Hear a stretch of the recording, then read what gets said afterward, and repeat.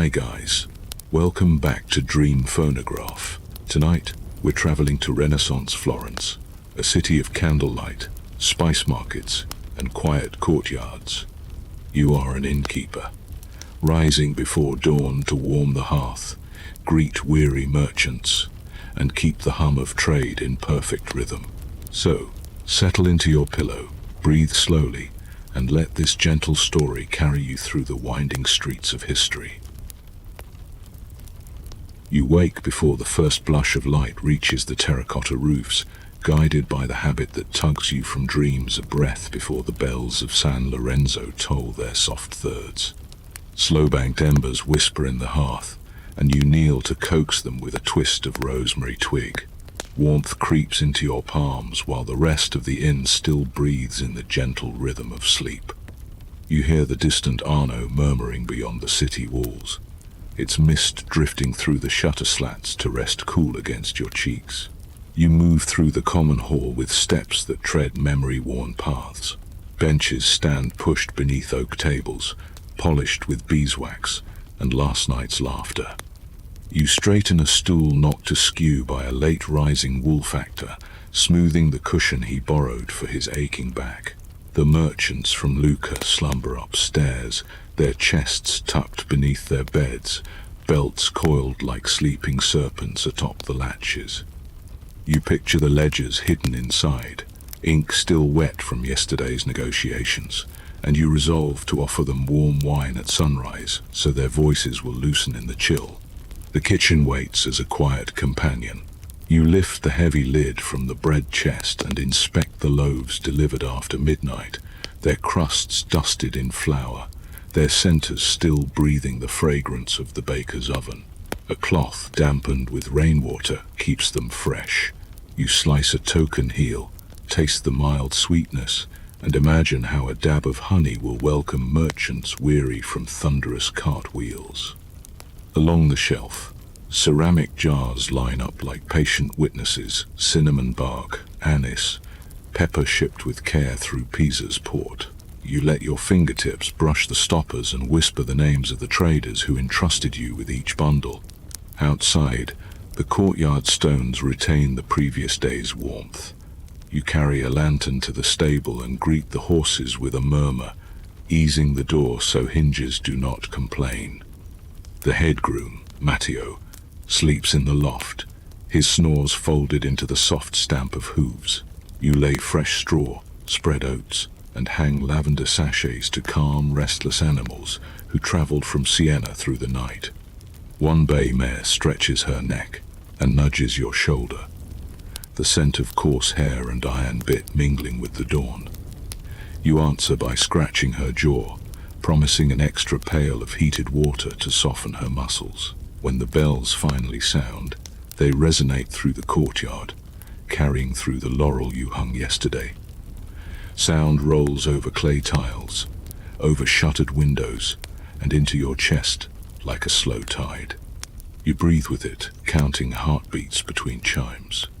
In that measured space, you offer a brief prayer for steady trade, safe guests, and a day that brings no quarrels over coin. The prayer is simple, yet it anchors you as the city stirs awake. Vendors outside the walls rattle carts, monks clear their throats, and gulls cry from the direction of the river.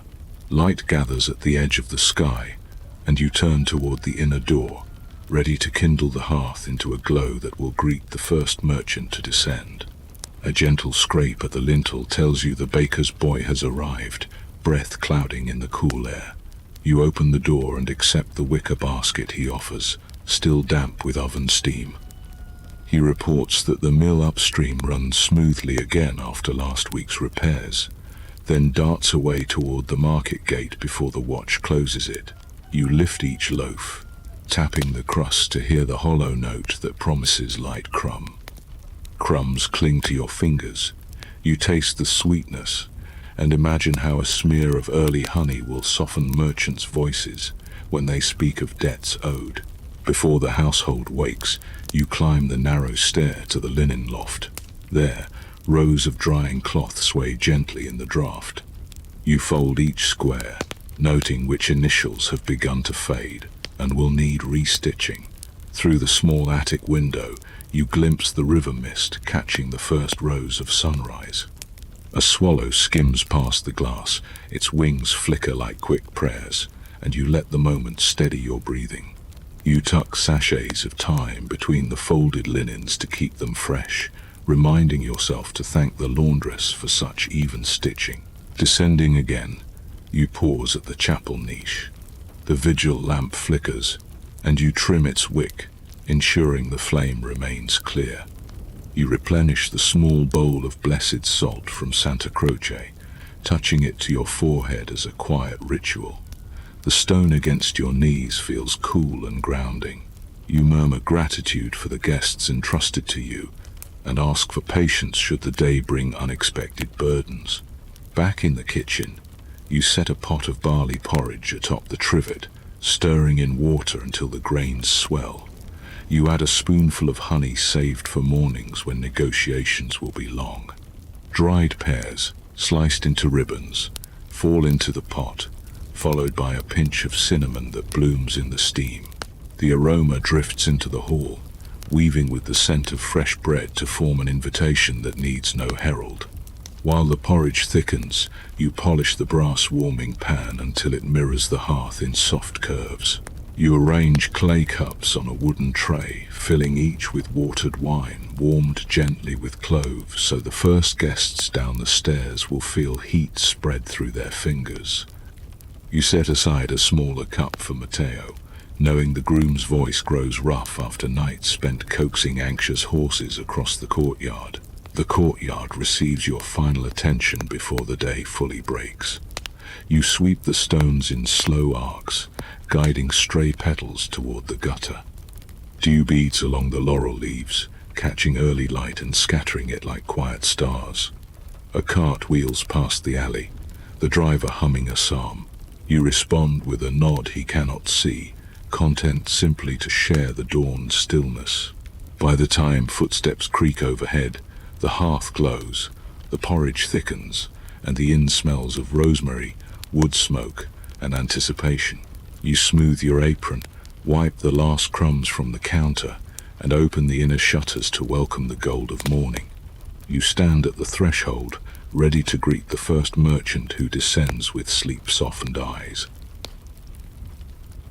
By the time dawn finishes washing the walls in pale gold, you have laid out the account book on the front counter, its leather softened by years of palms. You open to the fresh page reserved for this day, the columns drawn with a careful hand. Beds let, meals served, stabling fees, candles replaced. The quill sits in its glass jar, the nib sharpened the previous night. You steady your wrist, inhale the scent of gall ink, and begin with names you already know will appear. Sir Bartolomeo from Lucca, who prefers the second-floor corner room, and the wool merchant's factor who negotiated a fortnight's stay. Each entry carries a note about diet, temperament, and reminders to mend the latch on the second chest before he notices. Beside the ledger rests a small abacus set with bone beads. You slide them quietly, checking figures committed to memory. The beads click softly, a clock without hands. You list the amounts already promised for repairs, annotate the coins set aside for the laundress, and note the portion of profit earmarked for alms, a habit your father began when he ran this inn and one you refused to abandon. The memory of his handwriting guides your own, the flourished tales of his letters echoing in the curve of your quill strokes. You reach for the laurel garland resting on the counter.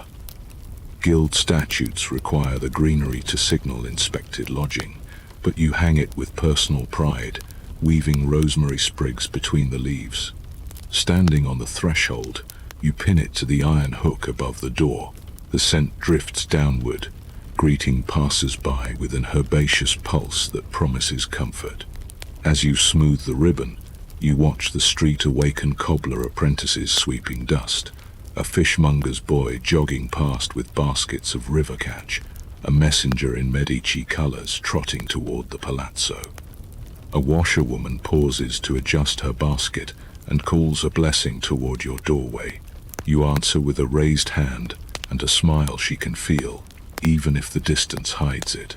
Returning inside, you tally expenses.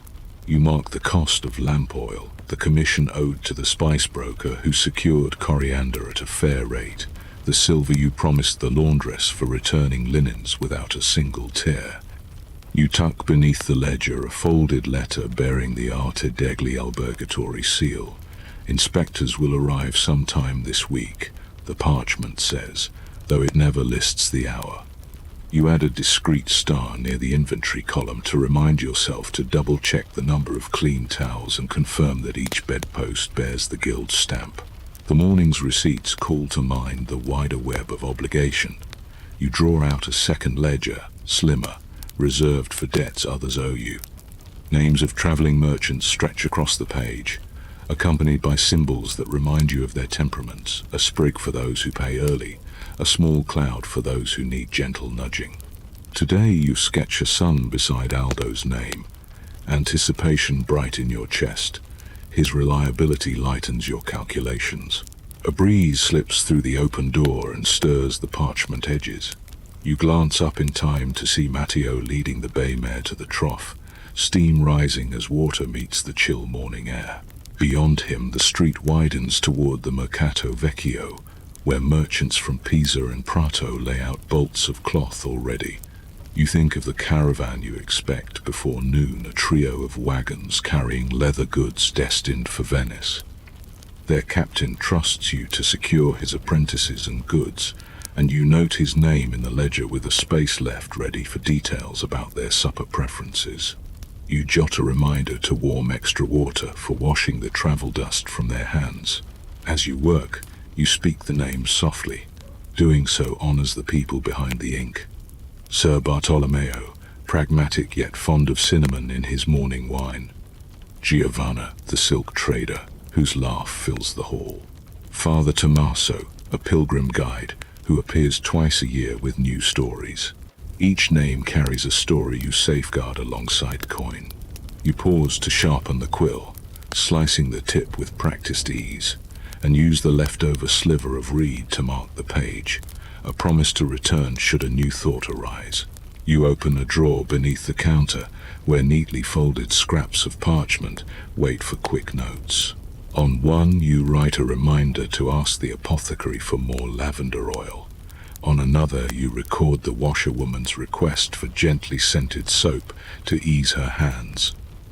These slips slip into a small ceramic bowl, a repository of tasks that might otherwise float away on busy afternoons. Holding them keeps your mind clear. A small bell hung above the door jingles as a neighbor leans in to deliver the city proclamation you glimpsed yesterday at the market. You thank him and slide the parchment beneath the ledger. Later you will copy the notice into the board for guests to read. But for now, you underline the curfew time, ensuring it appears prominently in tonight's briefing. Once the columns stand complete, you gently blot the ink, then close the ledger with a ribbon to keep pages unwarped. You place it beneath a weight carved like a sleeping lion, a gift from an appreciative merchant who said your inn kept his wares safe during a flood season. The weight stone has warmed under your fingers over the years, just as the book has grown thick with lives that have brushed your threshold. You whisper a promise to keep accounts honest, to leave no debt unrecorded, and no kindness forgotten. Before you shelve the ledger, you copy the day's opening balances onto a narrow strip of parchment. This slip tucks into your apron, a portable summary you can consult even in the courtyard. Numbers travel with you like a silent companion. You touch the slip once more, commit the sums to memory, and breathe deeply to settle them. The morning light brightens, and footsteps creak on the stairs above the first guest descending in search of bread. You slide the ledger to a shelf within reach, yet out of sight, ready to greet the day without letting its obligations weigh visibly on your smile. The laurel at the door stirs in a soft breeze, and you feel the entire inn poised like a held breath, balanced between calculation and welcome. The rumble of wagon wheels announces the caravan an instant before the knock echoes along the entry arch. You push open the door to find Aldo and his crew framed by cold sunlight, cloaks dusted with the chalky white of the road from Prato. Their horses shake manes heavy with sweat, harness bells chiming softly as they shift. You offer a nod that promises rest, then extend both hands to receive the leather-bound ledger Aldo carries. He trusts you with tallying the trunks, each tagged with merchants' crests bound for Venice's Fondaci, and you count them aloud so the apprentices hear every number affirmed. Matteo leads the animals toward the stable, and you walk beside the bay mare, murmuring praise for her steady steps. Her flanks tremble, so you instruct Matteo to mix a mash with warm water and anise to ease her digestion. You hang damp cloths over the stable beams to settle dust, then check each stall's latch, mindful of guild warnings about wandering livestock in lodging yards. Aldo watches the care and releases a breath that smells faintly of travel cheese. You keep better guard than some castellans, he says, and you smile because vigilance is a quiet craft that secures both coin and friendship. Inside the courtyard, you have the apprentices lay their saddlebags on benches to air, while you fetch basins of warmed water. They plunge fingers stiffened by rain leather into steeping rosemary, sighing as heat loosens joints. You notice one youth favoring his left leg. A bruise spreads across the calf. You fetch arnica salve prepared last week and coax him to sit beneath the laurel garland while you massage the balm into skin. His expression softens from grit to gratitude. Merchant crews talk, and you know that kindness whispered down the road returns as loyalty when competitors beckon elsewhere. Together, you inventory the goods. Leather satchels lined with waxed cloth, belts edged with brass studs, small purses stitched in double rows to withstand tugging coin. You note origin points, some pieces born in Fiesole workshops, others imported from Milan before being repurposed. The ledger receives every detail, and you promise secure storage in the loft above the common room, away from damp and curious fingers. Aldo produces a carved token stamped with the Arte del Cuoio emblem to show his dues are paid. You place it beside your own guild seal, acknowledging the network that binds traders and innkeepers across the peninsula. The stable fills with rhythmic sounds, brushes sliding over dusty coats, hooves striking packed earth, trough water sloshing under careful paws. You move between stalls, checking harnesses for frayed straps, and noting which saddles will need oil before departure. Matteo calls out needs, and you answer by handing him fresh straw ropes, by positioning a lantern to chase away shadow, by steadying a skittish mule whose ears flick at every creak. Aldo's apprentices watch, learning how an innkeeper's touch steadies more than ledgers. Before letting the crew rest, you escort them to the wash basins near the well. There you offer slivers of soap scented with sage and lemon peel. The apprentices scrub road grit from their wrists, marveling aloud at the warmth of the water you kept near the hearth. You provide clean cloths for drying and collect their travel-stained ones in a wicker basket, promising to have them laundered by evening. When the horses settle, you guide the crew through the side door to the refectory. The air inside smells of toasted barley and the faint smoky sweetness of last night's wine. You set out trenchers with fresh bread, a crock of olives, and bowls of pear compote preserved in honey. The merchants eat slowly, their conversation a low hum about exchange rates, whispers of silver shipments delayed near Pisa, and rumors of Savonarola's sermons drawing crowds even this early in the season. You listen without intruding, absorbing the currents that swirl around your doorway. After the meal, Aldo lingers. He traces the carved motifs on the table and remarks that your inn feels like a quiet harbor in a city that rarely sleeps. You answer by showing him the outer courtyard where laurel and rosemary grow in terracotta pots, herbs tended so carefully they could be mistaken for ornament rather than necessity.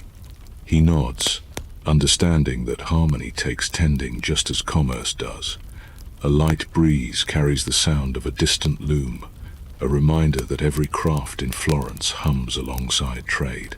You accompany Aldo to the storage loft, climbing the narrow ladder together. The space smells of cedar and wax.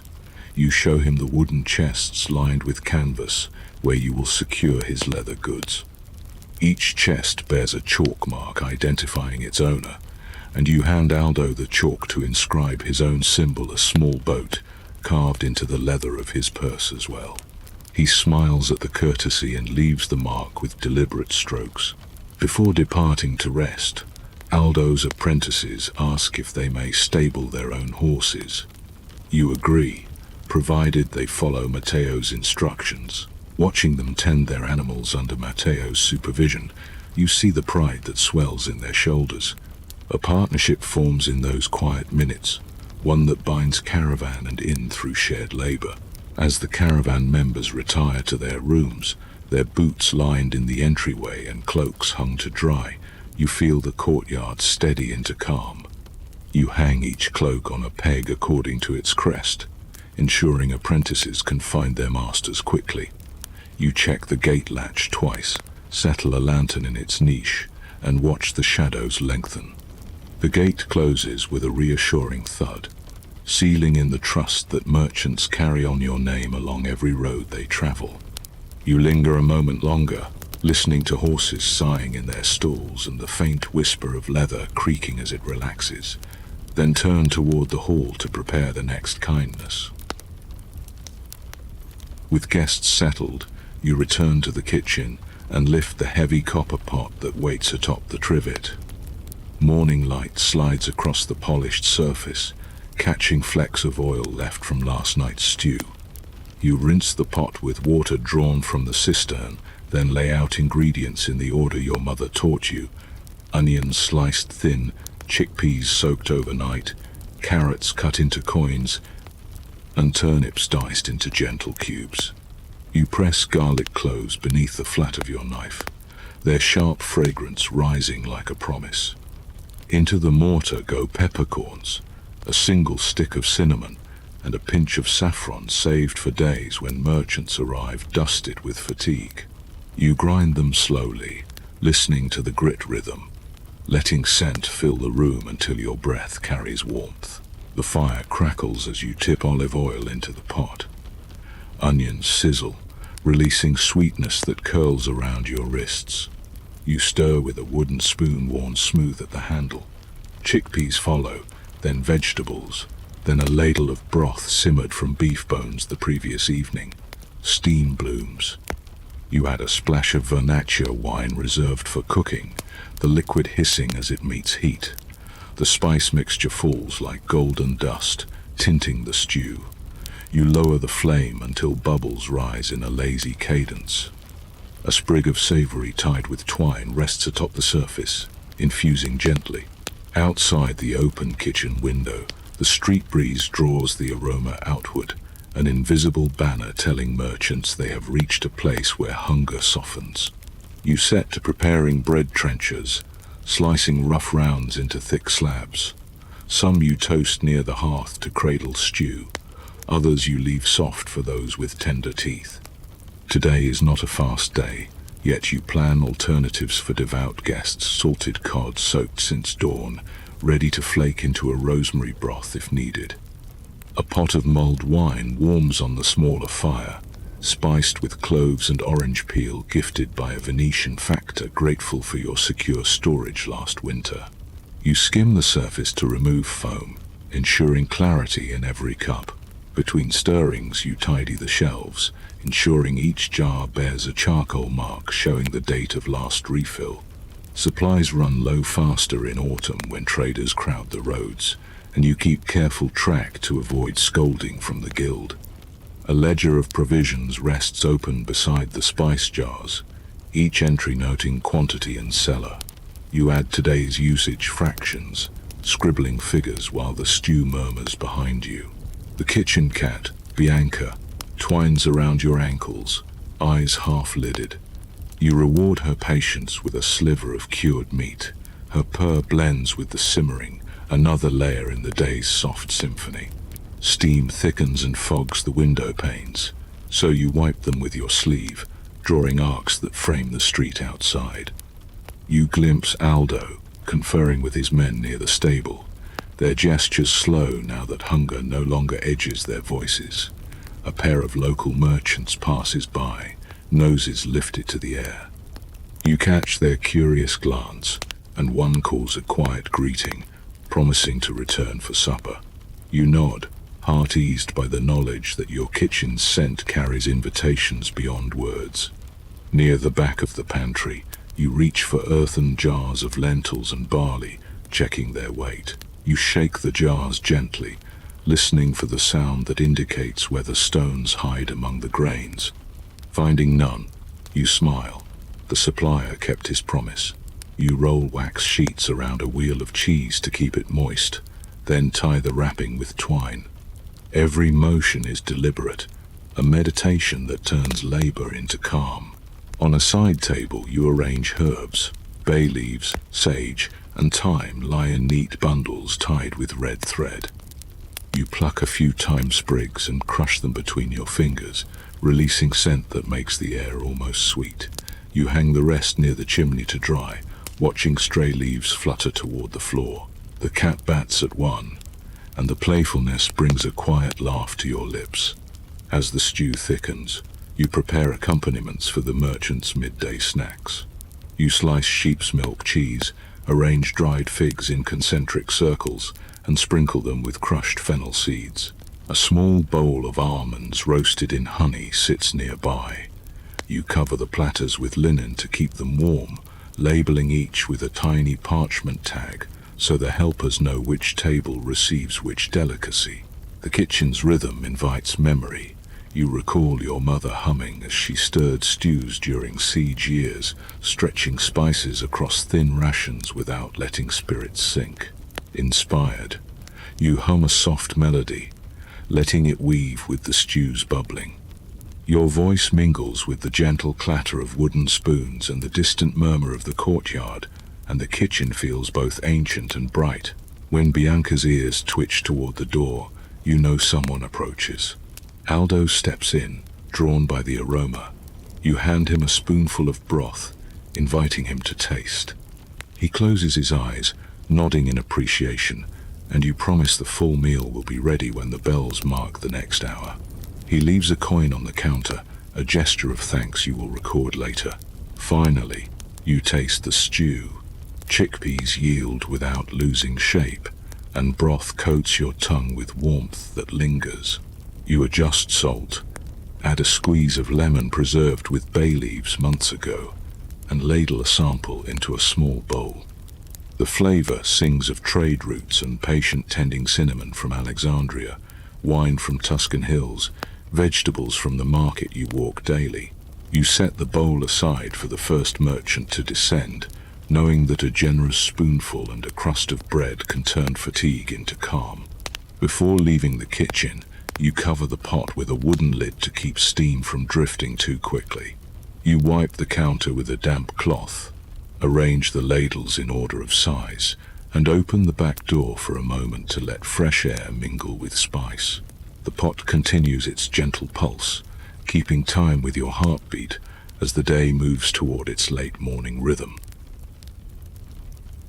Late morning brings a pair of Franciscan friars to your doorway, habits dusted with the road's pale powder. They escort two pilgrims bound for Rome, travelers whose faces carry the fervor of promise. Though merchants fill most of your rooms, you keep a small chamber ready for those carrying letters of recommendation from neighboring convents. Today, that chamber stands empty, so you welcome the pilgrims inside, offering cups of warm mulled wine and a stool near the hearth. The friars nod to the merchants seated at the tables, and Aldo's men rise instinctively, understanding the respect owed to holy guests regardless of trade. You guide the group to the side chapel nook you keep curtained beside the stair.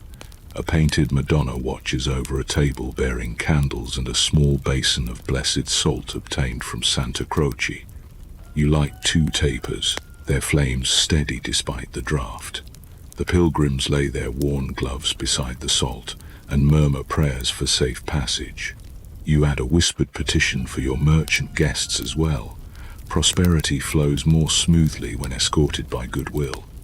The friars sprinkle the salt across the palms of the pilgrims, then turn to Aldo's apprentices, inviting them to receive a traveling blessing in exchange for a quiet donation to the convent. They accept, coins clinking softly into the alms purse. The exchange is a gentle weaving of devotion and commerce, the kind that keeps Florence's many callings in balance. Before the pilgrims settle, you offer a basin of warm water, scented with lavender, for washing road dust from their feet. One pilgrim, a woman from Siena, sighs with relief as you pour water over her ankles. She tells you she carries small parchments bearing prayers from her guild, and you promise to keep them safe while she rests. You provide clean wool stockings and gently massage rosemary oil into her calves, easing the ache of miles walked. The friars watch with quiet gratitude, acknowledging that hospitality is a devotion in itself. You lead the pilgrims to their chamber, a modest room warmed by sunlit rafters. The beds are layered with fresh straw mattresses and linen embroidered with a scallop shell motif. You place their satchels on stools, arrange their cloaks to dry, and hang a small bell within reach, so they can call if night chills their bones. On the window ledge you set a clay cup filled with mint leaves immersed in water, a simple breath of freshness to greet them upon waking. Returning to the hall, you invite the pilgrims to share the midday meal. Pilgrims are given bowls of chickpea stew and slices of cheese. Merchants share dried figs and walnuts from their stores. Conversation drifts toward tales of shrines along the Via Francigena, then pivots to news of trade fairs in Lyon. You listen, open to gleaning routes that may divert caravans, mindful of how alliances can be nurtured over common bread. The pilgrims describe a relic housed in San Gimignano that draws crowds of artisans seeking patron saints for steady hands. An apprentice asks whether blessings truly guard against theft. You reply gently that vigilance and community protect as surely as prayer, and that the two together form a braided cord. After the meal, the friars offer to write a short letter for any merchant needing to notify families of safe arrival. Aldo requests a note to his sister in Lucca. You provide parchment, and the friar writes in elegant script while you melt a wafer of red wax for sealing. You hand Aldo your seal to imprint beside the friar's cross, a symbol of the inn's role as witness. The simple gesture strengthens the trust that keeps merchants returning season after season. When the hall quiets, you escort the pilgrims to the courtyard. You provide a small pouch of dried pears and a flask of watered wine, provisions to carry them to the next stop.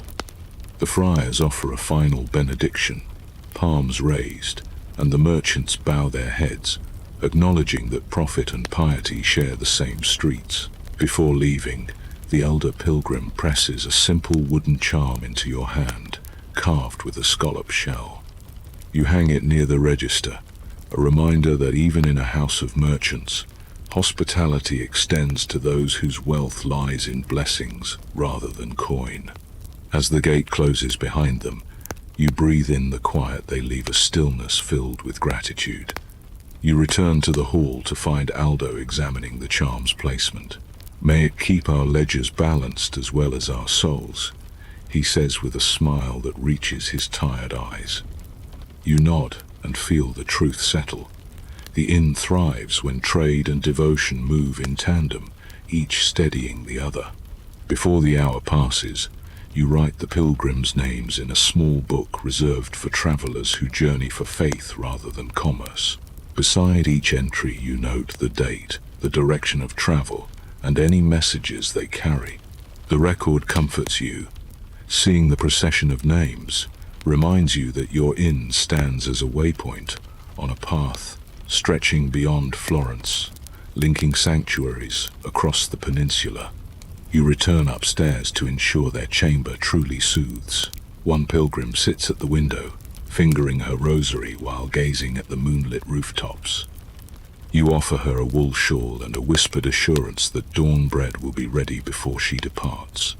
She thanks you, sharing a brief story of her guildmates who carved the rosary beads from olive wood. The shared confidence lingers, knitting stranger to host through simple reverence. The rest of the midday hours unfurl in peace. You refresh the chapel candles, polish the basin of blessed salt, and hang a fresh piece of linen behind the Madonna's framed image. The scent of laurel lingers like a soft promise that all who pass through will find a measure of grace. When you glance at the courtyard, sunlight pools across the stones, and you feel your own spirit warmed by the knowledge that trade and prayer have shared your table without discord. Midday draws you toward the Mercato Vecchio, basket looped over your arm and shopping list tucked inside your sleeve. The sun leans overhead, warming the stones until they radiate gentle heat through your soles. Vendors call greetings as you weave through stalls draped with cloth in jewel tones.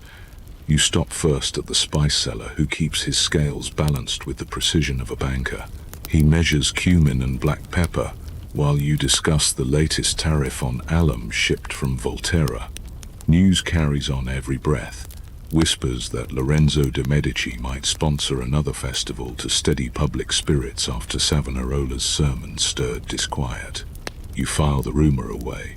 Festivals bring travelers, and travelers bring profit. At the fishmonger's stall, you select salted eels for guests observing personal fasts, negotiating price with a smile and a promise to recommend his wares to the caravan. The butcher yields bones for broth, wrapping them in parchment, already inked with a scrivener's discarded script. You pause at a produce stand where figs glisten, the vendor ambitious enough to suggest credit. You decline politely, preferring to settle in coin and keep accounts clean. Along the way, you greet the laundress returning your linens, inspecting each cloth with grateful hands. She reports that the Arno's current runs low, making rinsing difficult. You note the detail, aware that water scarcity affects brewing, washing, and tempers alike. Near the wool traders, you pause to examine bolts dyed in deep crimson. A master from Prato invites you to feel the weave between your fingers, boasting of new techniques that require less alum yet hold color firm.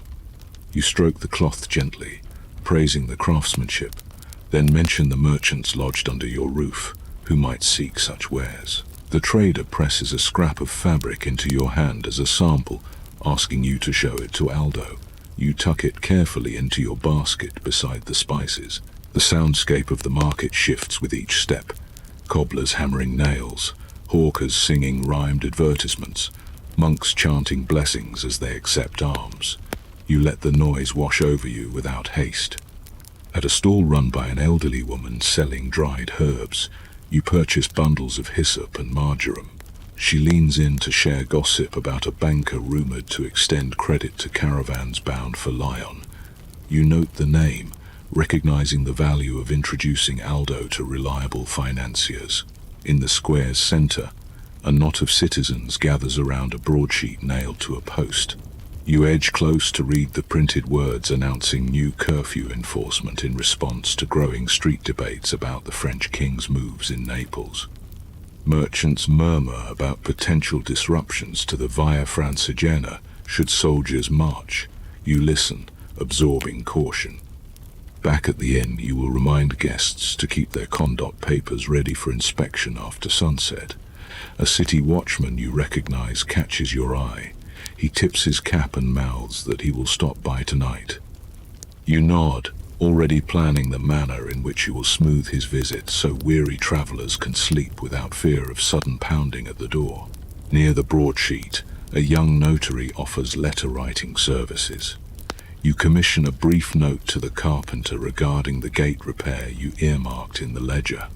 While he writes, you dictate in measured tones, emphasizing the need for silence during night repairs so merchants are not disturbed. The notary sands the ink, folds the parchment, and you seal it with wax from the small stick you carry in your pouch. You wander toward the stalls near Santa Croce where printmakers display their latest sheets. Fresh devotional verses lie beside pamphlets detailing wool market fluctuations. You purchase 2 copies, one for the common room, another for Aldo, who likes to compare local numbers with Milanese prices. The printer mentions that a new chronicle of Florence's guilds will soon be available, and you express interest. Understanding regulations before inspectors arrive keeps fines at bay. He slips you a tiny printed card with the schedule of upcoming sermons, a courtesy you will share with devout guests. The scents of roasting chestnuts and spiced wine mingle in the air. You allow yourself a brief indulgence, buying a paper cone of warm chestnuts. You crack one open, savoring its sweetness, and save the rest for Lucia, knowing the apprentice enjoys such treats while tallying figures. Nearby, a street musician plucks a lute, playing a melody Paolo often sings. You listen, storing the tune to request later when Paolo returns. Before leaving, you stop at the stall of a parchment maker. You select sheets of varying thickness for receipts and letters, using the sample stylus to test how ink will sit. He remarks that merchants from Venice have been requesting thinner parchment to lighten travel loads. You purchase a modest stack and ask him to reserve more for the week, anticipating increased correspondence as winter approaches. As you turn toward home, the bells of Santa Maria del Fiore send a ripple of sound across the market, reminding everyone to pause. You join in the brief stillness, basket resting against your hip, eyes closing while you breathe in the mingled scents of leather, fruit, and ink. When the final chord fades, conversations resume with softer tones. On your way through shaded alleys, you stop by the apothecary to inquire about lavender oil supplies. He promises a fresh batch tomorrow, and you leave a token deposit, trusting the long-standing relationship. You walk back through the Porta Rossa, noting the guards inspecting carts. Their presence reassures you. Safe streets mean confident travelers. The basket rides heavier on your arm, yet your mind feels lighter for knowing the currents that flow through the city. You rehearse the information you will share with guests: curfew changes, banker introductions, guild chronicle rumors, ensuring each detail is ready to be offered at the right moment. The inn's doorway appears ahead, laurel gleaming in the sunlight. You step inside to the familiar hush, set the basket on the counter, and record each purchase in the provision ledger before the memory fades. You place the fabric sample on Aldo's table, tuck the carpenter's letter into the outgoing pouch, and hang the printed notices near the staircase. Knowledge gathered becomes service rendered. You breathe in the scent of simmering stew and feel the satisfaction that comes from a market well walked, confident that every item and whisper gleaned will keep your guests safe, informed, and loyal. The sun climbs high, and the inn slips into the quiet hush of riposo. You draw the shutters halfway to temper the light, letting patterned slivers fall across the floor like gentle ribbons. Heat settles, thick yet comforting, encouraging even the most restless merchant to set aside calculations for a brief spell. You move through the hall with a damp cloth, wiping tables, smoothing linen, aligning benches so the room breathes evenly.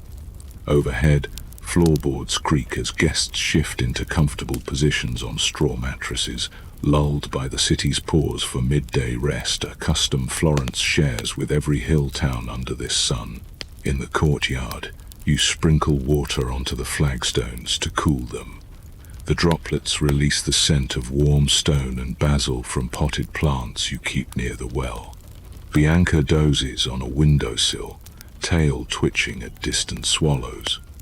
You sit for a moment on the stair, allowing your own shoulders to soften. The ledger remains nearby, yet you choose not to touch it. Instead, you close your eyes and listen, The faint hum of a loom from the neighboring house, the low murmur of Matteo telling the horses a story through the stable wall, the delicate crackle of cooling embers in the hearth. Each sound knits the afternoon into a cloth of serenity. After a few breaths, you rise, mindful that even rest carries caretaking. You check the linens hanging in the upper gallery, ensuring the breeze does not fold them onto dusty beams. You gently shake each cloth before rehanging, taking pride in their cleanness. In the small laundry room, kettles of heated water wait should a spill need attending. You top them off, adding lavender sprigs to perfume the steam. A faint tapping at the door draws you to the entrance. A delivery boy has brought letters from the Arno wharf. You thank him quietly, slipping a coin into his palm, then place the packet on the counter for later sorting. Returning to the hall, you set a pot of herbal tisane near the hearth, blending chamomile, lemon balm, and a breath of fennel. The steam curls upward, scenting the air with calm. You prepare a tray of sliced apples sprinkled with crushed walnuts, arranging them beside the tisane so any guest waking early can nibble without disturbing the kitchen. The kitchen stew simmers at a whisper, and you stir it in slow circles, glimpsing the sheen that signals depth. You taste and add a bit more pepper, satisfied that flavors have deepened while the house rested.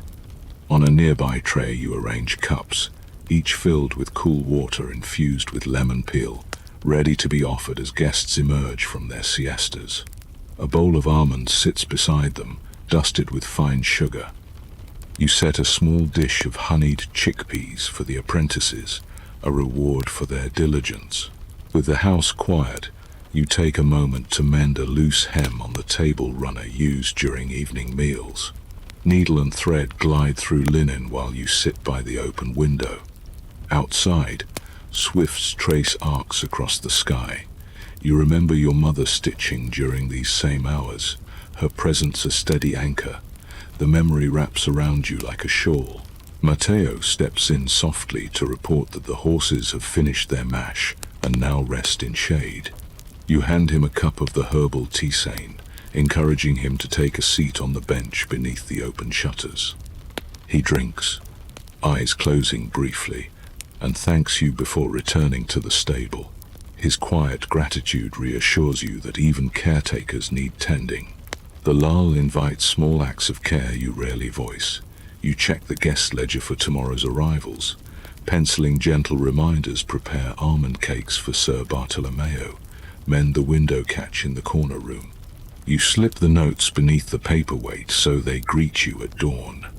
You stroll through the gallery lined with travelers' tokens, a polished stone from Genoa, a scrap of Flemish lace, a tiny wooden horse from Siena. You dust each relic with a soft cloth, pausing to recall the faces that left them. The ritual transforms the hallway into a quiet museum of gratitude. Bianca stirs, stretching along the windowsill. You scoop her into your arms and feel the gentle thrum of her purr. Together you walk the upper corridor, checking that shutters breathe just enough air. Bianca hops down to inspect a stray feather left by a guest's pillow, batting it until it flutters to rest. Her play draws laughter from your chest, a sound that lightens the stillness. Back in the kitchen, you jot a short note to tuck under Aldo's plate, an invitation to share any concerns before sunset. Such personal touches keep commerce wrapped in trust. You sip a cup of the cooling tisane yourself, letting the herbs settle your own pulse. Rest belongs to you as well, a lesson you relearn each day. You close your eyes briefly, counting 10 slow breaths, anchoring yourself in the quiet you cultivate for others. Peace settles within you. Composure endures. As the hour turns, the bells signal the end of the midday lull. Footsteps begin to sound overhead. Guests descend with faces softened, sleeves rolled, ready to return to trade discussions with renewed patience. You greet each with a glass of perfumed water, inviting them to sit beneath the reopened shutters. The air shifts, filled once more with conversation. yet the quiet of the riposo lingers like a balm in their voices. Before the bustle fully resumes, you slip upstairs to the small balcony overlooking the street. Sunlight pours down the narrow lane, illuminating dust motes that dance like tiny sparks. You whisper a short prayer thanking the day for its pause. When you return to the hall, you feel the satisfaction of having guarded not just your guests' belongings but their rest, a service as valuable as any coin exchanged. The afternoon steadies when two figures in dark cloaks appear at the threshold, their guild badges catching the light. The Arti degli Albergatori has arrived for inspection, and you bow low, inviting the officials into the hall. You offer them seats near the window and a tray bearing spiced almonds and diluted wine. Their leader, Sir Giuliano, opens a leather folio and withdraws parchment sheets. He explains the checklist in a tone honed by repetition: bed inventory, linen quality, wine dilution ratio, stabling capacity. You nod, already prepared. Before they begin, you hand over a slender booklet summarizing recent repairs: the chimney swept after last winter, the stable door reinforced, the courtyard drain cleared. You compiled the booklet the previous evening, anticipating questions. Giuliano raises an eyebrow at the neat handwriting and smiles faintly, appreciative of foresight. You begin in the guest chambers. One by one, you draw back the covers to reveal fresh linen stamped with the guild's emblem.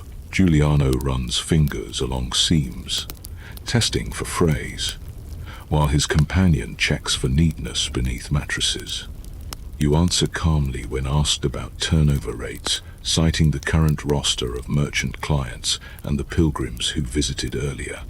You present the log where you record nightly straw changes in the stable, notes written in tidy columns over the past month. The officials exchange a glance that reads as approval before they mark their parchment. They inquire about fire safety, so you demonstrate the placement of sand buckets near the stair and the wool blankets folded for emergencies. You mention the drill you rehearsed with the apprentices, guiding guests toward the courtyard should a spark flare. The officials note the measure, impressed by the thoroughness. Downstairs, you open the pantry. Shelves gleam with polished ceramics, each labeled. Giuliano inspects the spice jars, ensuring weights match recorded amounts.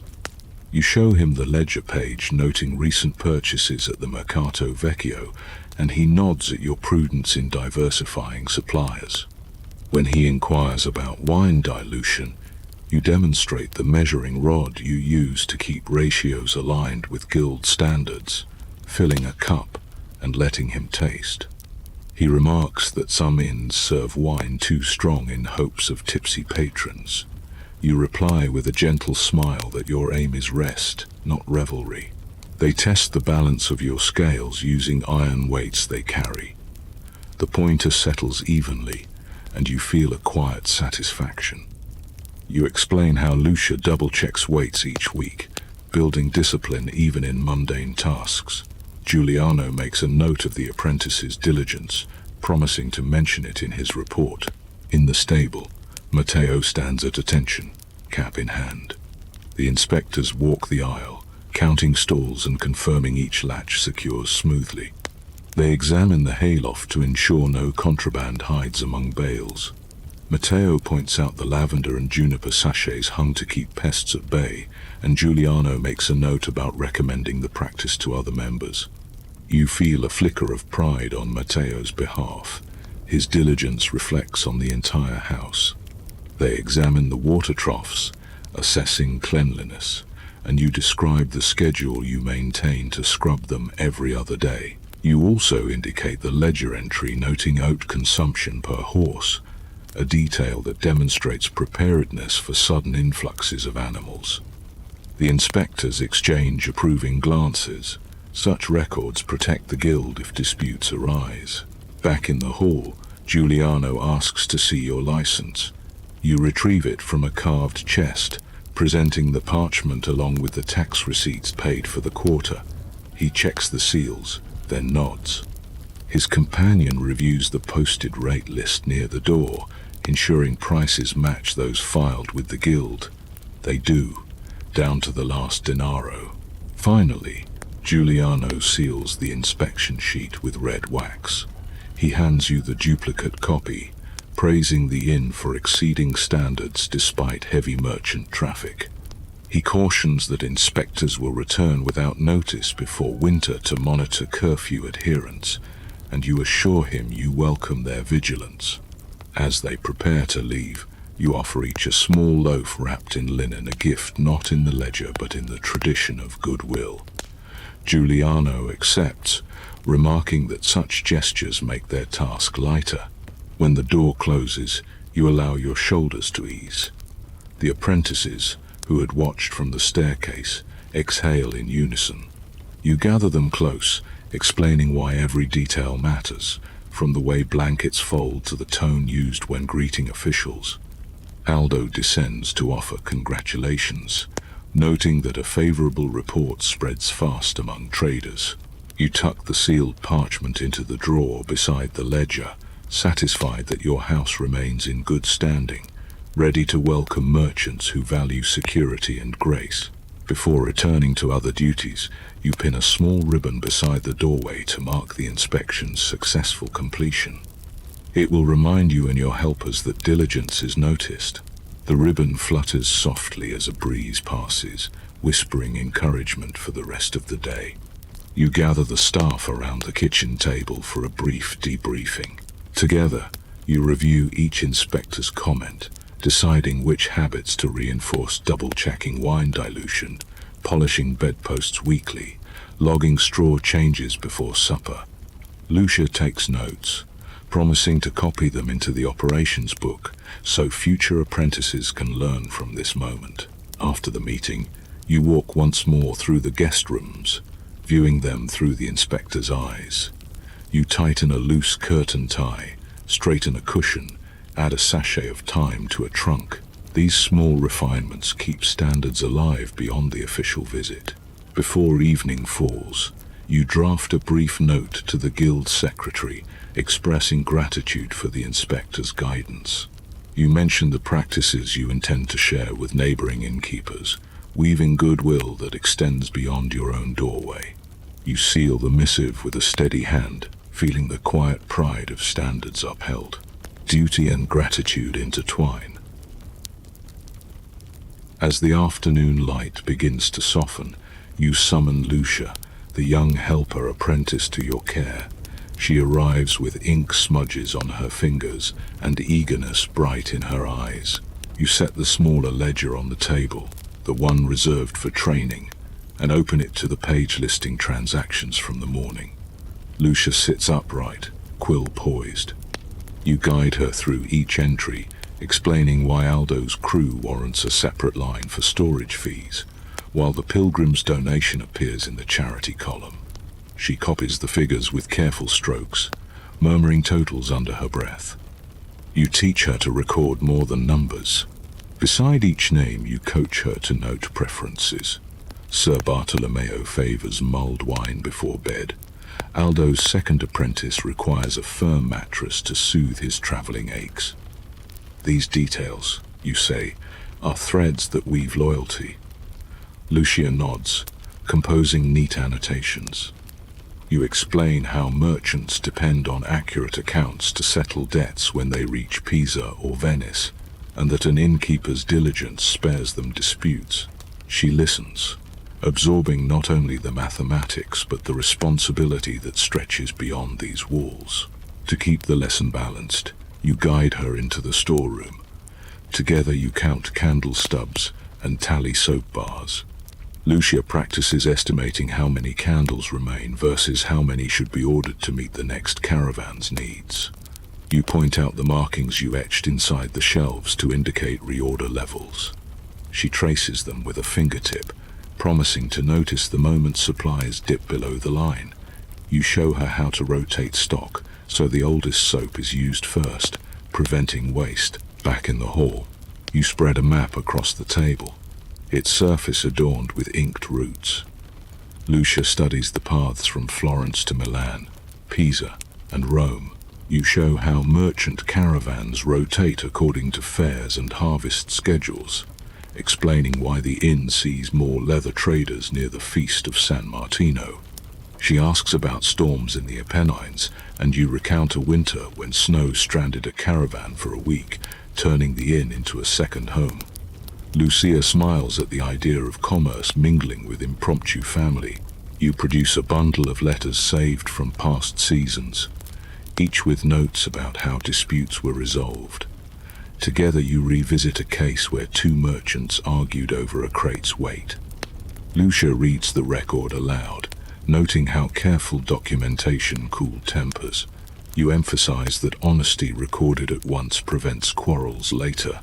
The lesson shifts to handwriting. You guide Lucia's hand as she practices forming numerals with consistent slant. She breathes steadily, ink glistening on the page. When a blot appears, you show her how to sand the parchment gently and rewrite the figure, reminding her that patience saves parchment and pride alike. To anchor arithmetic in the tangible, you count the days coined together. You lay florins, lyre, and denarii on the table, grouping them by value. Lucia tallies aloud, placing small markers beside each stack. You demonstrate how to cross-check by counting backward, a habit that catches errors before they travel into the ledger. She repeats the exercise until her voice grows confident. Lucia then accompanies you to the courtyard where Aldo's apprentices polish harness buckles. You point out how service records align with the gleam of brass. A well-kept harness means the storage fee was worthwhile. Lucia notes observations in a small tablet, promising to transfer them into the ledger later. The lesson ends with stories. You share memories of the first merchant who trusted you with his inventory, describing the anxious way he paced until you presented a secure storage solution. Lucia laughs when you mimic his relief. She offers to write the tale into a separate book of house lore, and you encourage her. Such records, you explain, remind future helpers that vigilance and kindness walk hand in hand. As a final exercise, you have Lucia prepare receipts for the day's stabling fees.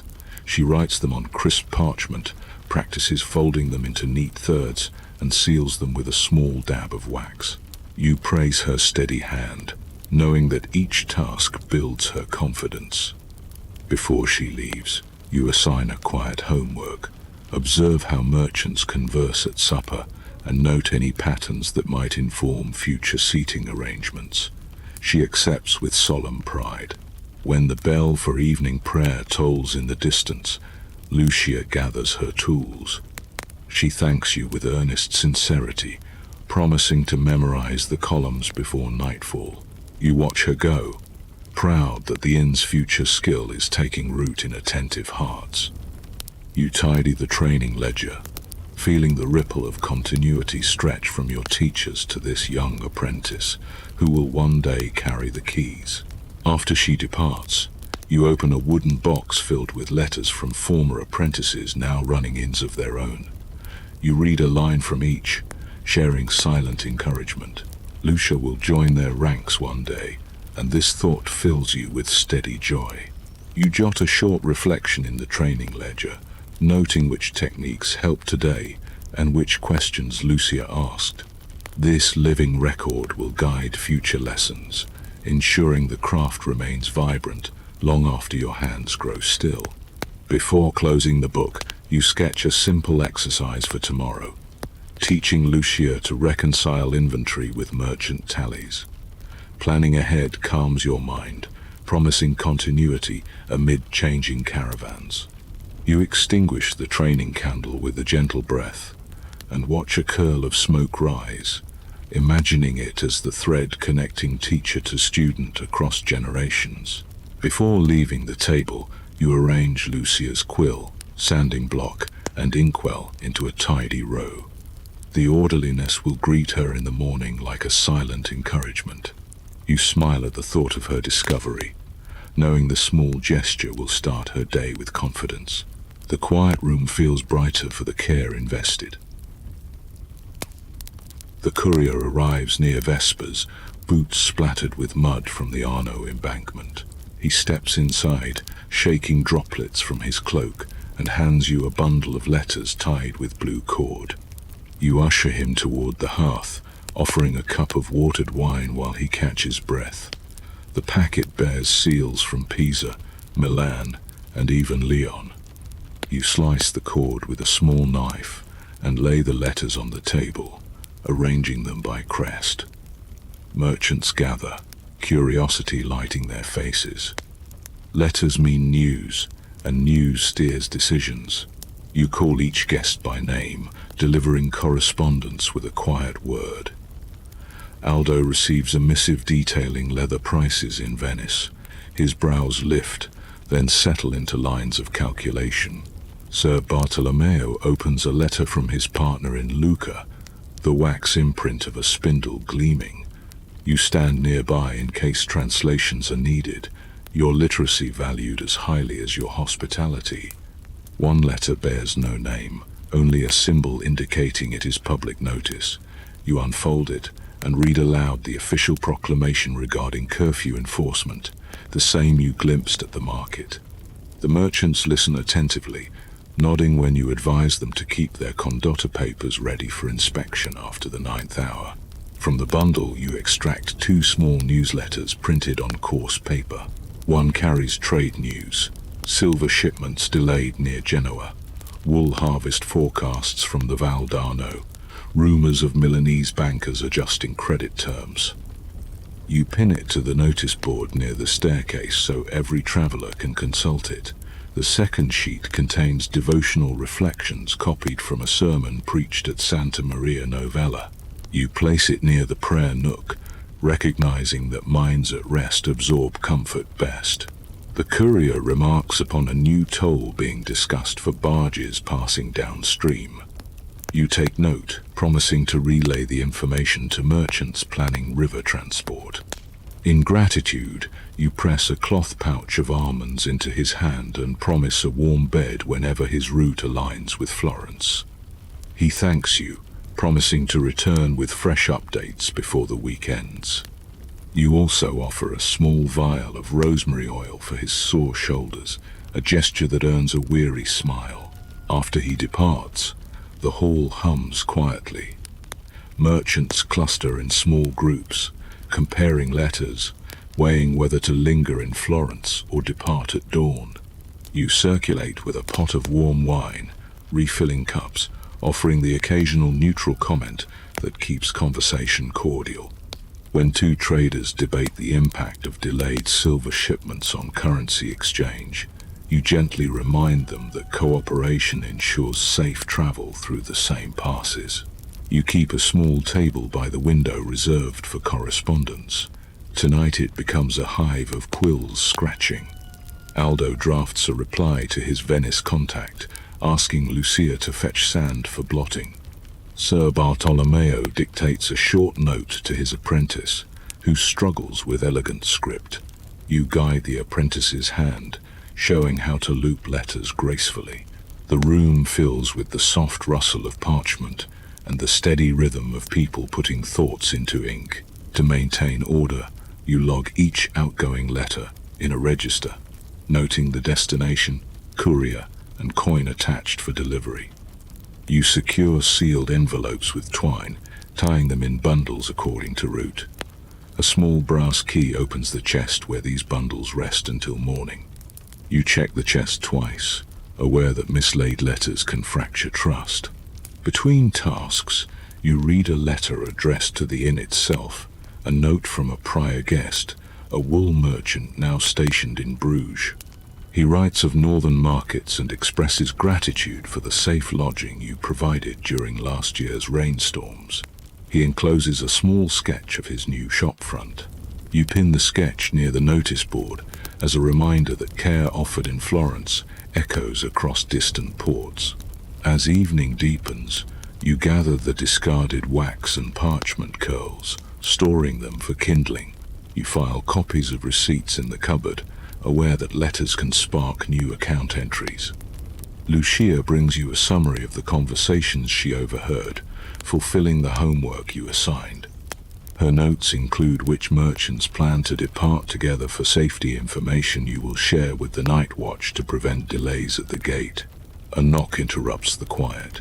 A messenger from the Palazzo della Signoria delivers an official notice about upcoming tax assessments. You thank him, offer a cup of warm wine, and add the parchment to the board. You make a mental note to update your own accounts before the week's end. The lamp above the counter casts a steady glow on the notice board, illuminating the words that tether far-flung ventures to this single inn. You feel the gravity of being both host and transmitter. Information passes through your hands like river water through gates, and you guide its flow with care. When the bells ring for vespers, you pause to listen, letting the tone cleanse the day's accumulation of concerns. Before returning to the kitchen, you sort the letters into morning bundles, each labeled by route. You slip the public notice into the courier's pouch so it can be posted near the gate for travelers arriving late. You also write a short memo for Captain Rinaldo, summarizing the night's expected departures and any guests who lack current papers. This cooperation keeps inspections gentle and swift. Then you turn to the kitchen, readying the evening meal for minds sharpened by news. As you ladle stew into warming bowls, you glance back at the table where letters rest beneath candlelight. Their wax seals glimmer like small moons, each holding a promise that tomorrow's journeys will be guided by tonight's words. Before the pot leaves the fire, you place one sealed letter beside your own bedside candle, a note to your brother describing the bustling inn. Sharing the day's triumphs keeps distant family woven into your nightly rhythm. As twilight gathers, you lay the long tables with linen softened by countless washings. Clay cups stand beside each place, their rims catching the fading light. You set out bowls of chickpea stew, platters of roasted carrots glazed with honey, and loaves of bread sliced thick. A dish of salted eels prepared for the observant sits near the end, while a bowl of marinated olives glistens in the center. You arrange seating with care, alternating merchants from different routes so conversation flows without rivalry curdling the air. A pair of local artisans are welcomed to fill remaining spaces, their presence bridging city and road. Before guests arrive, you sprinkle crushed rosemary across the hearthstones so that each footstep releases subtle fragrance. You place small clay lamps in alcoves, trimming the wicks to burn low and steady. The glow softens faces, inviting ease. When the bell from the nearby convent rings the hour, guests take their places. You pour watered wine, ensuring each cup is filled evenly, a practice the guild encourages to prevent disputes. The room glows under the mantel lamps, flames mirrored in polished spoons. You lead a quiet grace, inviting gratitude for safe travel, humble food, and the fellowship of strangers becoming neighbors for an evening. Conversation begins with trade talk, the quality of wool from the Casentino, the price of saffron in Pisa's market, but soon softens into stories of home. Aldo recounts a childhood memory of hiding among leather scraps to avoid lessons. Laughter ripples along the table. A visiting cloth merchant describes the vineyards near Arezzo bursting with fruit, and you make a mental note to ask about suppliers there. Pilgrims seated near the artisans share tales of relics that shimmer in candlelight. You intervene gently if voices rise, reminding everyone that supper is a time for easing burdens, not sharpening grievances. You circulate with the bread basket, noting who takes hearty portions and who prefers smaller bites. For the merchant nursing a sore jaw, you provide a bowl of softened polenta enriched with goat's milk. When a pilgrim hesitates, uncertain about local customs, you guide her to taste the stew first, then the olives, offering reassurance that hospitality welcomes every table manner. Between serving platters, you notice a young apprentice hesitating before the salted eel. You offer him a slice of roasted carrot instead, whispering that there is honor in observing personal devotions even when hunger presses. His grateful glance warms you. You refill bowls, slice additional bread, and ensure the herbal tisane prepared for a merchant with a tender stomach stays hot near the hearth. As plates empty, you bring out a small surprise: figs stewed in wine and sprinkled with crushed almonds. The sweetness draws murmurs of appreciation, and you mention the vendor who supplied them, grateful for his fresh produce early in the season. The diners raise their cups to toast your hospitality. You accept the gesture with humility, acknowledging that their presence keeps the inn alive. To keep the evening harmonious, you guide conversation toward lighter topics: favorite roads in spring bloom, humorous bargaining mishaps, songs learned from traveling musicians. You invite the artisans to describe the fresco they recently completed in a nearby chapel. Their words paint colors across the air, inspiring merchants to imagine the art they will glimpse tomorrow. When the meal concludes, you circulate with a damp cloth to wipe the table, inviting those with lingering appetites to enjoy the final sips of wine near the hearth. Guests drift into smaller clusters, some discussing tomorrow's departures, others sharing songs from their hometowns. You provide small bowls of candied citron for those continuing conversations, the citrus brightening weary minds. The common room fills with an easy warmth, the kind that settles bones and hushes anxieties. You collect empty bowls, each clink another heartbeat in the house's rhythm. In the corner, Lucia quietly observes interactions, dutifully recording notes for her studies. Matteo leans against the doorway, smiling as he listens to laughter that proves horses are safely stabled and bellies content. Before leaving the hall to tend to later duties, you note which guests formed new alliances over supper. You will seat them together at breakfast to nurture cooperation on the road. You also jot a reminder to send leftovers to the neighboring widow at dawn, an act of charity woven into the fabric of your nightly routine. Once the room empties, you unfurl fresh linen for tomorrow's table and sprinkle it lightly with lavender water. You polish each spoon, letting the soft metal catch the low firelight, and align chairs so they welcome new conversations without crowding. Near the hearth, you stack wood for the morning blaze, choosing logs that will catch quickly yet burn steady. You set aside a small basket of dried herbs that will perfume the first pot of wine. Preparing these details in the quiet aftermath of supper turns duty into meditation. Before leaving, you pause by the door where a faded mural of Saint Julian watches over travelers. You touch the painted frame and whisper gratitude for the evening's harmony. The saint's calm expression mirrors the stillness you feel.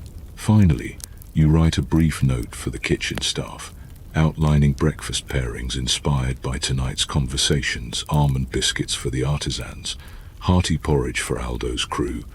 Thoughtful planning extends supper's warmth into the next dawn. Before leaving the hall, you glance toward the shuttered windows and offer a final nod to the empty seats. They have held countless stories tonight. Tomorrow they will cradle new ones. You draw the shutters closed with careful hands and secure the latch, sealing warmth within. A final sweep of your gaze confirms every candle is snuffed, save for the guardian flame near the hearth. You linger a heartbeat longer, letting gratitude well up for the fellowship you witnessed, before stepping softly into the corridor. The hall answers with a hush that feels like thanks. Night deepens, and as the final bowls are cleared, a familiar knock taps the doorframe. It is Paolo the Cantastorie, cloak dusted with road chalk, lute slung over his back. You welcome him in, offering a cup of watered wine and a slice of bread. Paolo travels between inns carrying ballads woven from battles, romances, and saints' legends. He performs in exchange for a coin collected discreetly after the final verse, and his arrival signals to guests that the night will close with gentle stories rather than raucous tavern shouts. You guide Paolo to the corner near the hearth, where a small platform stands ready. You dim the lamps slightly, encouraging shadows to pool softly while keeping enough light for listeners to read each other's expressions. Guests gather on benches and stools, some leaning against pillars, others sitting on the floor with cups cradled in their palms.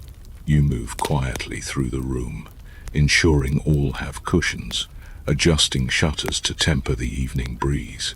Paolo tunes his lute with slow, deliberate plucks. The strings settle into harmony, and the first song unfolds a tale of a merchant who carried silk from Venice to Alexandria and found solace in nightly prayers along the way.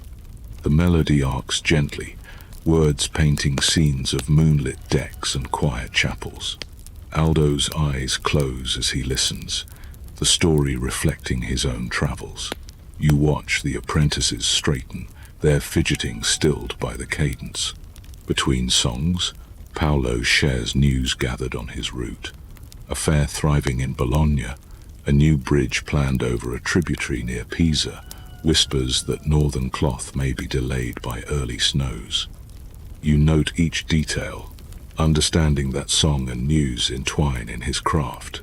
The second ballad celebrates Saint Julian the Hospitaller, patron of travelers, reminding everyone that hospitality shelters both guest and host. The chorus rises softly, and you find yourself humming, the words threading through your chest like a lullaby. For a third song, Paolo invites the audience to join in a refrain honoring Florence's guilds. You lead the first line, and the room answers with layered voices. Merchants who negotiated fiercely at noon now sway gently, united by rhythm. Even Bianca the cat settles near the hearth, eyes half closed as if lulled by the melody. As Paolo prepares his final piece, you pass a small basket for contributions. Merchants drop coins, apprentices add copper bits saved from wages, pilgrims contribute humble offerings. You know the value extends beyond coin. Paolo's songs keep tempers even and hearts open. The last song is a playful ode to Florence's market streets, filled with clever verses about bargaining and the art of keeping ledgers honest. Laughter bubbles, light but contained, washing the room in contentment. When the performance concludes, Paolo bows. You thank him and gift a pouch of dried fruit for the road, along with a scrap of parchment listing travelers who may welcome his music on their paths. He promises to return next market cycle with new tales. Before he departs, you wrap his cloak more tightly around his shoulders, mindful of the night chill. As the door closes behind him, the inn feels blessed by melody. Guests linger only a short while longer, voices hushed as they bid one another good night. You bank the hearth, leaving embers glowing like sleeping fireflies, and listen to the quiet settling after song. You collect the coins from Paolo's basket, count them with care, and place a portion aside to support the poor box at Santa Croce. The remainder you will hand to Paolo when he returns, a promise of welcome remembered. The night is poised for rest, your house wrapped in the gentle echo of stories shared. You pause at the threshold, letting the silence soak in, before carrying the empty cups to the kitchen, each vessel another witness to the peace music carried into the room. In the kitchen, you rinse the cups and set them upside down to dry, humming the refrain Paolo taught. The melody lingers on your tongue like honey. You record the evening's song list in a small notebook so future performances can alternate between familiar ballads and new tales. Before retiring, you place Paolo's schedule near the notice board and pin a ribbon beside it to signal the next gathering. You imagine merchants dreaming with verses still echoing, their minds soothed for tomorrow's bargaining. You return to the hearth and sweep the floor in slow arcs, gathering stray crumbs left by attentive listeners. The simple motion feels like closing a book. You fold the cushions, stacking them neatly for the next performance, and drape a cloth over Paolo's platform to keep dust at bay. Finally, you sit for a moment on the edge of the stage, feet resting on warm stone, and allow silence to settle fully. The echo of the last chord fades entirely, leaving only your steady breath. When you rise, the room feels ready for sleep, wrapped in gratitude.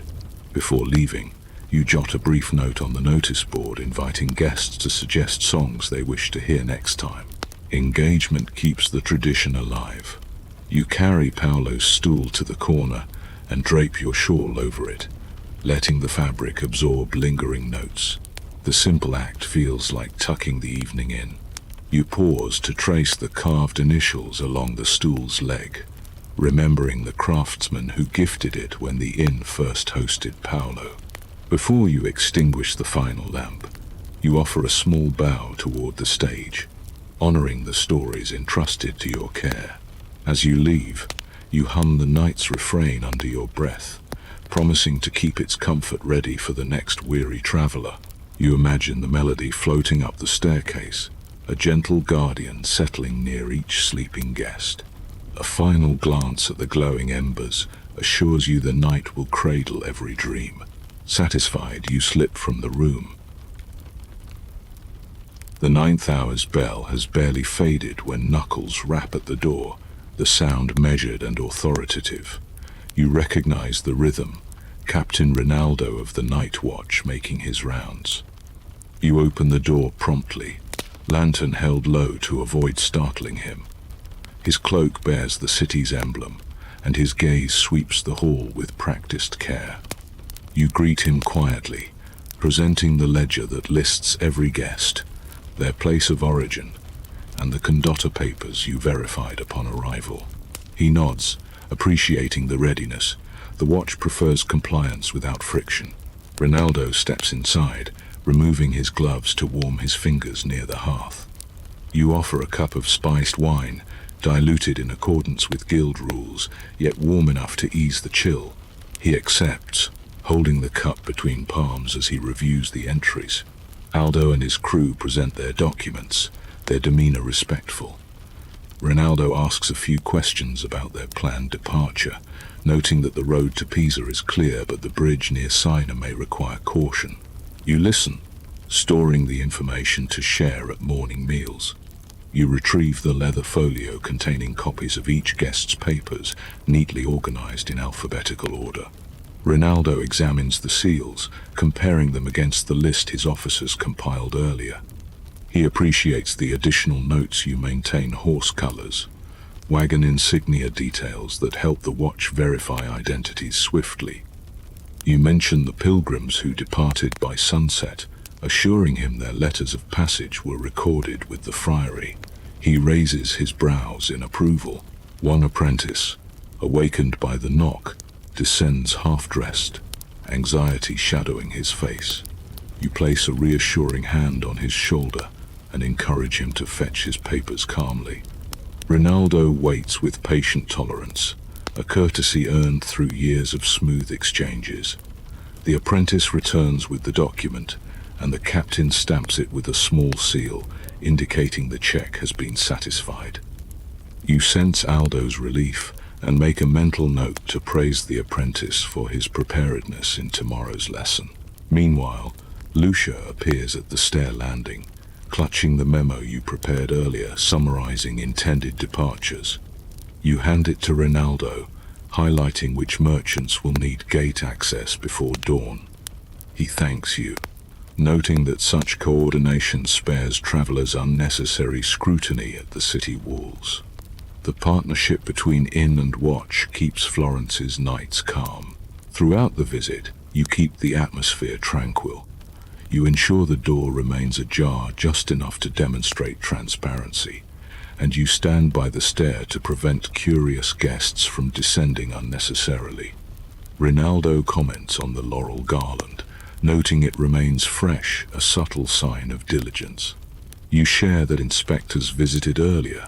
He chuckles, remarking that the guild must sleep easily knowing your inn keeps its standards. Before departing, Rinaldo reviews the notice board. He asks if all guests have read the updated curfew proclamation. You confirm, pointing to the signatures you collected as acknowledgement. He appreciates the safeguard, Education prevents conflict more effectively than fines. He reminds you of the curfew's purpose, to keep the streets orderly during uncertain times. You reply with sincere agreement, understanding that order protects livelihoods. As he prepares to leave, you hand him a small parcel containing 2 almond cakes saved from supper, along with a folded note listing any concerns heard in the market regarding road safety. He accepts with a rare smile, promising to report your cooperation to his superiors. You escort him to the threshold, securing the bolt gently behind him once he steps into the lamplit street. The door closes, and the inn exhales. You rebolt the door, test the shutters, and walk the perimeter, lantern casting soft circles of light. You check that the courtyard gate remains locked, the stable latch secure, the chapel curtain drawn. Guests settle once more, trusting that the night will proceed without further interruption. You climb the stairs slowly, listening to ensure silence cloaks the rooms. The encounter has been routine, yet you appreciate the interplay of vigilance and hospitality that keeps peace under your roof. Back in the hall, you jot a quick note in the ledger about the visit, recording the time and the captain's remarks. Such records prove useful should questions arise later. You extinguish the lantern, leaving only the hearth's glow to watch over the quiet hall. Before retiring, you pause outside Aldo's chamber to assure him all is in order. He thanks you in a whisper, relief softening his features. On your way to the stairs, you catch the eye of the nervous apprentice. You offer a reassuring nod that sends him back to bed with shoulders loosened. You stop briefly at Lucia's door, slipping the memorandum of departures beneath it, so she can review the notes at dawn. Continuity depends on such gentle handoffs, and you take comfort in the rhythm. As you climb the final steps, you gaze through the stairwell window toward the watchtower. A lantern swings gently there, mirroring your own vigilance. Shared guardianship binds city and inn, a silent partnership stitched across the night. You whisper a blessing for the watchmen braving the chill and for the travelers sheltered under your roof. Their fates intertwine with yours, each resting easier because others keep careful eyes open. As you reach your chamber door, you pause once more to listen. Silence answers, rich and deep, a sign that the night holds steady. You mark the visit briefly in your personal diary, noting Ronaldo's cordial mood and the apprentice's readiness. These observations will guide your future preparations. You slide the diary back into its pouch, satisfied that the night's vigilance has been honored in writing as well as action. Only then do you close your chamber door, the soft click echoing as a promise to rest. You slip the diary beneath your pillow, a quiet assurance that vigilance can sleep beside gratitude. Peace settles as the latch clicks. Soon after the watch departs, a soft knock sounds from the second-floor corridor. You find Aldo's youngest apprentice leaning against the wall, hand pressed to his abdomen. His face shines with sweat, eyes dull from discomfort. Without fuss, you guide him to the small infirmary nook beside the storage room, where a cot stands ready.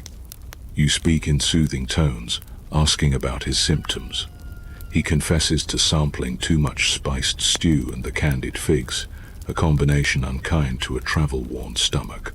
You nod, neither scolding nor dismissing, and fetch the wooden chest of remedies. You select dried chamomile, fennel seeds, and a pinch of peppermint stored in linen sachets. In a small kettle you boil water, adding the herbs to steep. The steam carries a gentle sweetness that begins to calm even before the tea is poured. While the infusion rests, you mix a poultice of warm clay and lavender oil to lay across his midsection, recalling recipes taught by your mother and refined through guild exchanges with other innkeepers.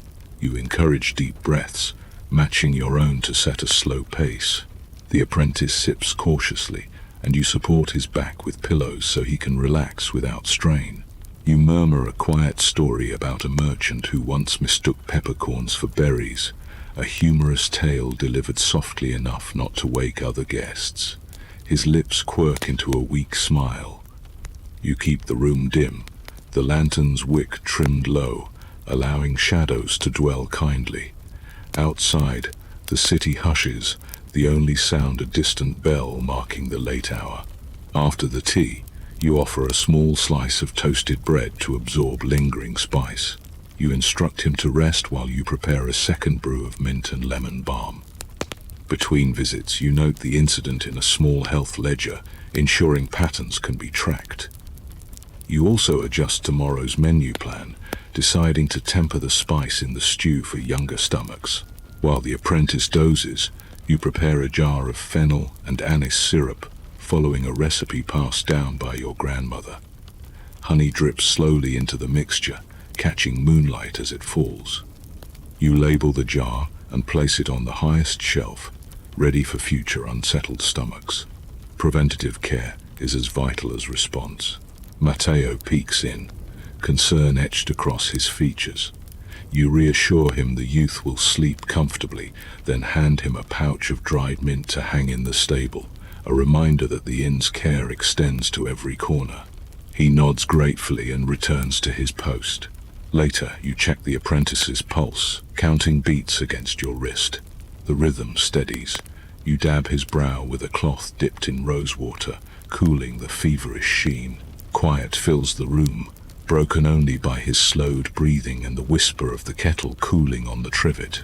When the apprentice finally dozes, you tuck a blanket around his shoulders and leave a cloth-wrapped packet of fennel seeds beside the bed with instructions written for when he wakes. You place a candle nearby with a snuffer in case he stirs. Before leaving, you whisper a brief prayer to Saint Julian, patron of travelers, thanking him for the chance to serve through humble remedies. On your way back to the hall, you pause at the window overlooking the courtyard. Moonlight bathes the laurel garland in silver, and the quiet of the night sinks into your bones. Providing care reminds you that an innkeeper's duties extend beyond beds and ledgers.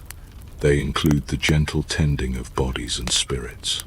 You return downstairs lighter, knowing the house rests easier when every ache earns attention. In the kitchen, you wash the cups, drying them with linen warmed near the hearth. You set aside a small pot of plain broth to reheat for the apprentice at dawn. The task feels like another prayer woven into service. Before you leave the infirmary nook, you jot a note for Aldo describing the remedy and the apprentice's progress. Transparency keeps trust bright. You also grind a fresh blend of caraway and mint to store in small sachets, ready for the next weary traveler who seeks relief. You visit the common hall to ensure the embers burn low, then return once more to the sleeping apprentice. His breathing has settled into a steady cadence. You adjust the blanket and lay a sprig of rosemary on the bedside table, a symbol of remembrance and healing. Satisfied, you whisper a final blessing over the room before closing the door halfway, allowing the glow of the lantern to guide him should he wake. Back downstairs, you enter the pantry and take inventory of medicinal herbs, marking which jars are nearly empty. You plan to visit the apothecary tomorrow with a list that will keep your infirmary stocked through winter illnesses. You pen a short message to the apothecary describing tonight's remedy, noting its success. Sharing such knowledge strengthens the quiet network of caregivers that threads through Florence. Before sealing the note, you add a request for advice on soothing coughs, a question posed by another guest earlier in the week. Your care stretches beyond this single apprentice. You store the note in the outgoing satchel, already envisioning the apothecary's thoughtful reply. Before leaving, you tidy the infirmary shelf, lining up jars so labels face outward. Orderliness ensures calm when the next need arises. You dim the lantern to a glow and pause in the doorway, listening for any restless stir. Hearing none, you breathe a grateful sigh. You decide to mention the apprentice's improvement to Aldo at breakfast, knowing reassurance travels swiftly among merchants. As you descend the stairs, you plan to steep a gentle tonic to send with them when they depart. extending care beyond your walls. Your footsteps feel lighter, knowing that diligence and compassion travel alongside tomorrow's caravan. Grace hums beneath quiet. When the house falls quiet, you return to the main ledger waiting beneath the lion paperweight. Nighttime is the hour for balancing, when distractions ease and numbers reveal their shape. You light an additional candle, placing it behind you so the pages glow without casting harsh shadows on the ink. Carefully, you review each column filled earlier in the day. Room fees align with entries, stabling charges match the receipts Lucia prepared, and meal costs bear the annotations you guided her through. You add the coin collected for Paolo's performance, earmarking a portion to fund future songs that keep tempers even. You turn to the expenditures ledger, recording the purchases from the market: spices, fish, candles, laundry fees. You subtract these from the day's intake, calculating profit with methodical calm.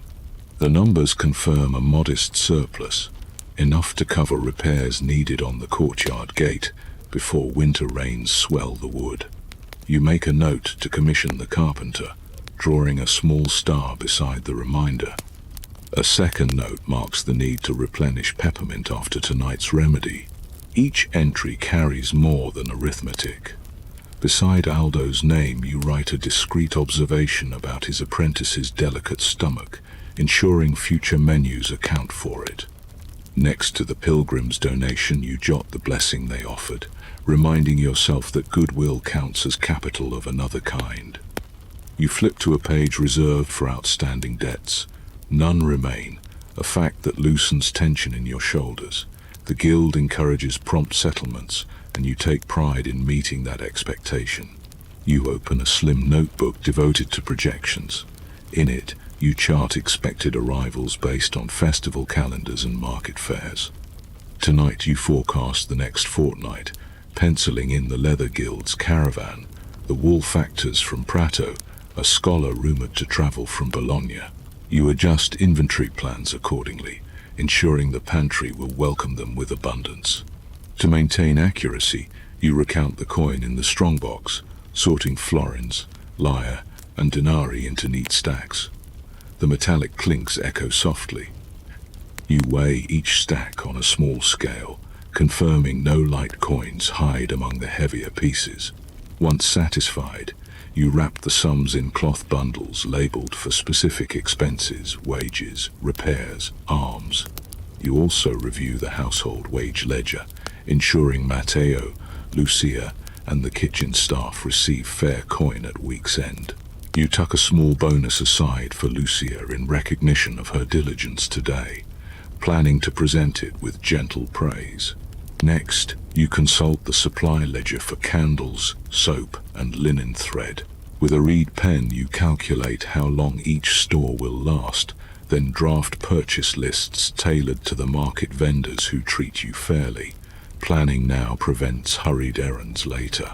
You set the lists beneath a small stone carved with the inn's emblem, ready to carry at dawn. Beside the stone, you place a sprig of rosemary, a reminder of clarity, so morning you will lift both task and blessing together. You compose 2 brief letters, one to a wool broker in Prato confirming lodging for his caravan next month, another to the laundress thanking her for careful work and enclosing payment.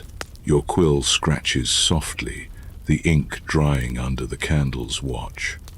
You seal each letter with wax, impressed by your inn's emblem, a simple key crossed with laurel, then place them in the outgoing basket by the door, ready for the morning courier. You slide a copy of each letter into the archive chest, maintaining the paper trail that future disputes might require. The rustle of parchment is a comforting assurance of preparedness.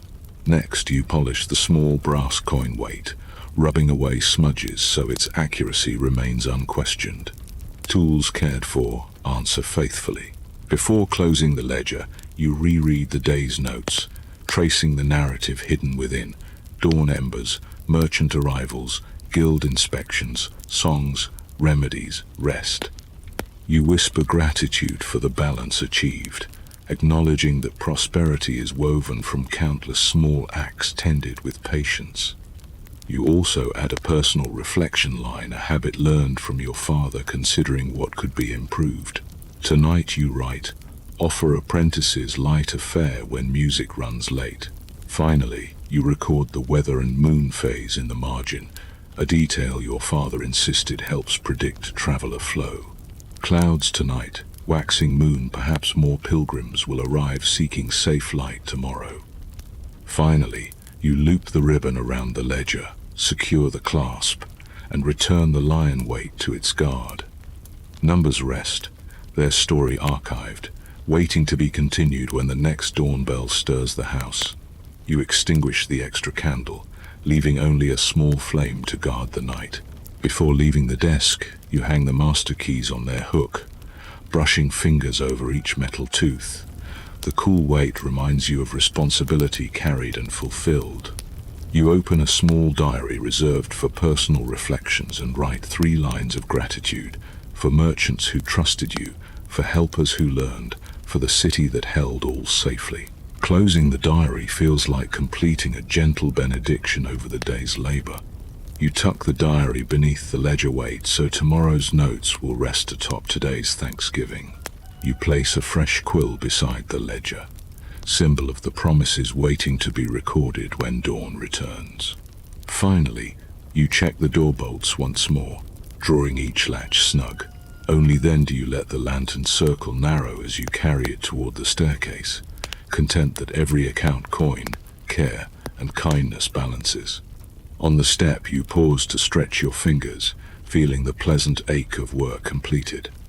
Morning will ask much again, but tonight the books close in harmony. You whisper a final thank you for the wisdom of numbers and the patience they teach, then descend toward rest. The ledger's weight lingers kindly across your palms. Your heartbeat slows in gratitude. Satisfied, you turn toward rest. With the ledgers closed, you take up the lantern and walk the inn one final time. The corridor upstairs is dim, lit only by the glow of banked coals from brazier pans placed outside rooms. You listen at each door, not intrusively, but with the practiced ear of a guardian. Gentle snores, steady breathing, the occasional creak of a mattress settling under a turning body, all sounds signal peace. You tug blankets over feet that have slipped free, adjust shutters to silence rattles, and ensure the pilgrim chamber's window remains cracked to invite fresh night air. Downstairs, the common room lies hushed. Tables gleam in the lantern's arc, benches aligned, cups washed and drying on the rack. You open the door to the courtyard and step beneath the laurel garland. Moonlight silvers every leaf, casting elongated shadows across the stones. The city beyond the walls drifts in muted tones. A distant bell marking the midnight hour, a dog barking once, the Arno whispering as it glides past embankments. Florence sleeps, yet even in sleep it holds the hum of commerce and devotion that will reawaken with the dawn. You move to the stable, peering in to find horses resting on fresh straw. Matteo dozes nearby, cap pulled over his eyes, loyal even in sleep. You leave a lantern on the hook, wick trimmed low, as a beacon should any animal stir. The scent of hay and lavender lingers, calming your own breath. You smooth the mane of Aldo's bay mare, whispering a good night as the horse shifts softly. Returning to the hall, you kneel briefly at the prayer nook.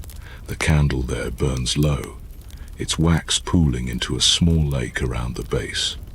You whisper thanks for safe arrivals, successful inspections, and the quiet joys of the day. Lucia's diligent script, Paolo's melodies, Aldo's trust.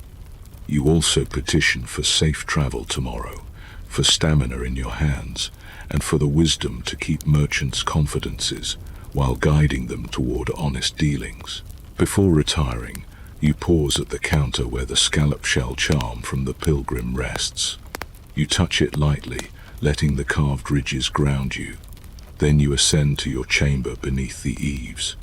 The room is simple: bed, chest, small window overlooking the rooftops. You set the lantern on the sill and open the shutters just enough to feel the night breeze. It carries the faint scent of wood smoke and river mist. You glance toward the small shelf where your father's old ledger rests. Its pages are filled with ink faded by time. You run a finger along the spine, drawing strength from the generations who kept watch before you. On the sill, you arrange 3 sprigs of lavender, a nightly ritual that scents your dreams. The fragrance mingles with the cool air, weaving calm through the room. You lean out just enough to watch the constellation of lanterns scattered across neighboring rooftops. Each light marks another household settling, another guardian of the sleeping city. You change into a linen shift, folding your day garments with care before placing them on the chest. A small basin holds water warmed earlier. You rinse your hands and face, savoring the coolness. In the mirror's faint reflection, you see the quiet satisfaction of work well tended. Before lying down, you step onto the small balcony that juts from your chamber. From here, the city's rooftops spread like a patchwork, tiles glowing under moonlight. Stars scatter across the sky, and you trace familiar constellations: Orion, the Pleiades' companions on many late-night vigils. A breeze brushes past, carrying distant strains of a lute from another street. You smile, imagining another innkeeper bidding guests good night. You lie down, stretching muscles that have held the day's labors. Sleep does not claim you immediately. Instead, you replay the hours in gentle sequence.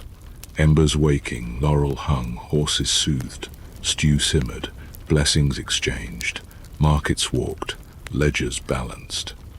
Each memory drifts past like a boat gliding under moonlight, calm and sure. Your breath matches the rhythm, slow inhalations, unhurried exhalations.